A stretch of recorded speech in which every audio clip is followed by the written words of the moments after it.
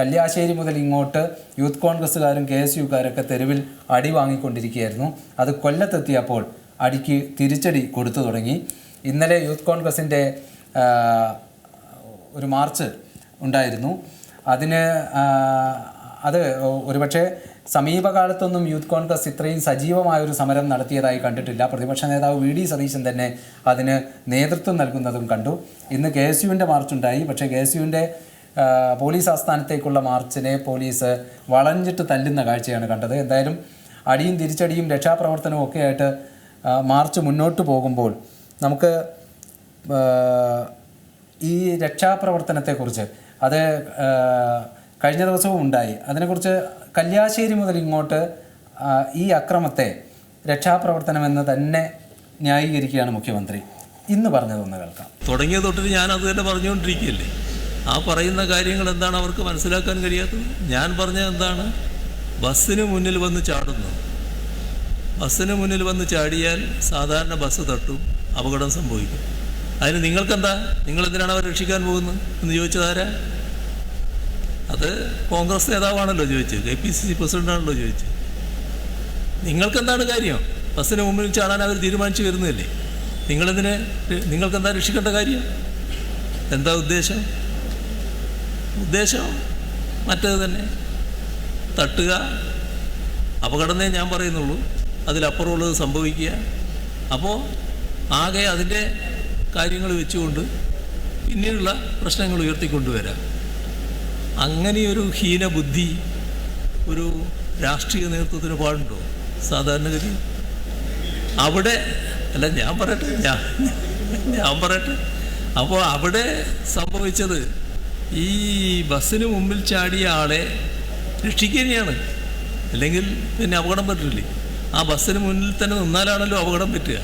അദ്ദേഹത്തെ തള്ളി മാറ്റി. ആ തള്ളി മാറ്റില്ല എന്താ പ്രശ്നം? നല്ലൊരു സ്റ്റാർ കോമഡി ഷോ കണ്ടതുപോലുണ്ടല്ലേ. അതായത് ഈ പറയുന്ന അദ്ദേഹത്തിനും ചിരി വരുന്നുണ്ട്, കേൾക്കുന്ന ആരും ചിരിച്ചു പോയത് കേട്ടാൽ. കാരണം അദ്ദേഹം ദിവസങ്ങളായിട്ട് ഇതിങ്ങനെ പറഞ്ഞുകൊണ്ടിരിക്കുകയാണല്ലോ. ഇതെന്താണ് യഥാർത്ഥത്തിൽ സംഭവിക്കുന്നത് എന്നുള്ളത് കേരളത്തിൽ എല്ലാവരും കാണുന്നുണ്ട്. ഗീബൽസിയൻ സിദ്ധാന്തമാണ്. ഒരു നുണ പലതവണ ആവർത്തിച്ച് പറഞ്ഞ് അതിന് സത്യമാണെന്ന് ഈ പറയുന്ന ആൾ തന്നെ വിശ്വസിച്ചു പോകും. ആ രീതിക്കാണ് ഇപ്പം എനിക്ക് തോന്നുന്നു മുഖ്യമന്ത്രി ഇത് ആവർത്തിച്ച് പറഞ്ഞ് മുഖ്യമന്ത്രി ശരിക്കും അത് തന്നെയാണ് വിശ്വസിച്ചു പോയിട്ടുണ്ടെന്നാണ് എനിക്ക് തോന്നുന്നത്. പക്ഷേ ഈ ഗീബൽസിന്റെ ഈ തന്ത്രങ്ങളൊക്കെ വിഷ്വൽ മീഡിയ ഒന്നും ഇത്രത്തോളം സജീവമല്ലാതെ അല്ലെങ്കിൽ ഉണ്ടായിരുന്ന ഒരു കാലത്തായിരുന്നില്ല. ആൾക്കാർക്ക് ചിരിക്കാൻ വകയുണ്ട്. എന്താണ് യഥാർത്ഥത്തിൽ സംഭവിച്ചത് എന്ന് നമുക്ക് ഓരോരുത്തരുടെയും മൊബൈൽ ഫോണിൽ ലഭ്യമാണ്. മുഖ്യമന്ത്രി ഇത് പറയുമ്പോൾ തന്നെ യഥാർത്ഥത്തിൽ എന്താണ് ഈ രക്ഷാപ്രവർത്തനത്തിന് ആധാരമായിട്ടുള്ള സംഭവം എന്നുള്ളത് നമുക്ക് എടുത്തു നോക്കാവുന്നതാണ്. അവിടെ ഈ തന്ത്രം എത്രത്തോളം വിജയിക്കുമെന്നതാണ്. എത്ര ടെലിവിഷൻ ചാനലുകൾ ഉണ്ടാവും? അദ്ദേഹത്തിന് ഈ പറഞ്ഞ പോലെ ചാനലൊന്ന് മാറ്റി നോക്കിയാൽ മതി. അദ്ദേഹം കൈരളിയും ദേശാഭിമാനിയും കൈരളി മാത്രമേ കാണൂ, ദേശാഭിമാനി മാത്രമേ വായിക്കൂ എന്ന് നിർബന്ധം പിടിച്ചാൽ ഇതിങ്ങനെ തന്നെ പറഞ്ഞുകൊണ്ടിരിക്കും. പക്ഷേ ഈ പറഞ്ഞ പോലെ ഈ രാജ്യത്ത് ഇത് രണ്ടുമല്ലാത്ത പത്രങ്ങളും മാധ്യമങ്ങളും ചാനലുകളും ഒക്കെ ഉണ്ട്. അതൊന്നും അല്ല, സോഷ്യൽ മീഡിയ ഉണ്ട്. വെറുതെ നാട്ടിൽ നിന്ന് ഇന്നിപ്പോൾ ഏത് പൗരനും ഒരു മാധ്യമപ്രവർത്തകനാണ്. ഒരു മൊബൈൽ കയ്യിലുള്ള ആരും ഒരു മാധ്യമപ്രവർത്തകനാണ്. എന്നിട്ട് അവൻ ഇത് റെക്കോർഡ് ചെയ്തിട്ട് സോഷ്യൽ മീഡിയയിൽ ഇട്ടിരിക്കുന്ന സാധനമുണ്ട്. വെറുതെ അതൊന്ന് കണ്ണോടിച്ച് നോക്കിയാലും ഇത് കാണാൻ പറ്റും. മുഖ്യമന്ത്രി ഇത് കാണാത്തത് കൊണ്ടല്ല, ഞാനിതിങ്ങനെ പറയൂ. ഇതാണ് എൻ്റെ ഔദ്യോഗിക വിശദീകരണം.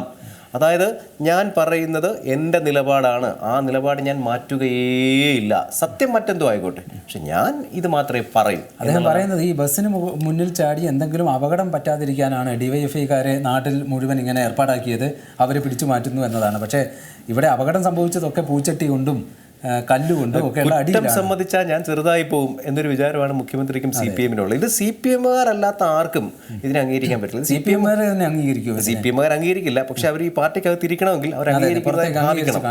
പക്ഷെ ഇവർക്ക് ഈ CPM-കാർക്ക് മറുപടി പറയാൻ പറ്റുന്ന ഒരു സമയമുണ്ട്.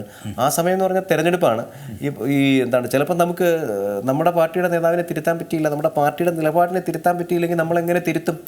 നമ്മൾ എന്താണ്, പ്രതിപക്ഷത്തിന് വോട്ട് രഹസ്യ ബാലറ്റിലൂടെ അവരത് ചെയ്യും. എനിക്ക് തോന്നുന്നുണ്ട്, അങ്ങനെ തോന്നുന്നുണ്ട്. ഒരുപാട് പേര് അസംതൃപ്തരായിട്ടുള്ള CPM-കാരുണ്ട്. പലർക്കും കഴിയുന്നില്ല. കേരളത്തിൽ ഇങ്ങനെ ഭരണം മാറി ഇപ്പോൾ ഒരു തവണ മാത്രമാണല്ലോ തുടർ ഭരണം വന്നത്. മാറി വരുന്നതിന്റെ ഒരു കാര്യവും അത് തന്നെയാണ്.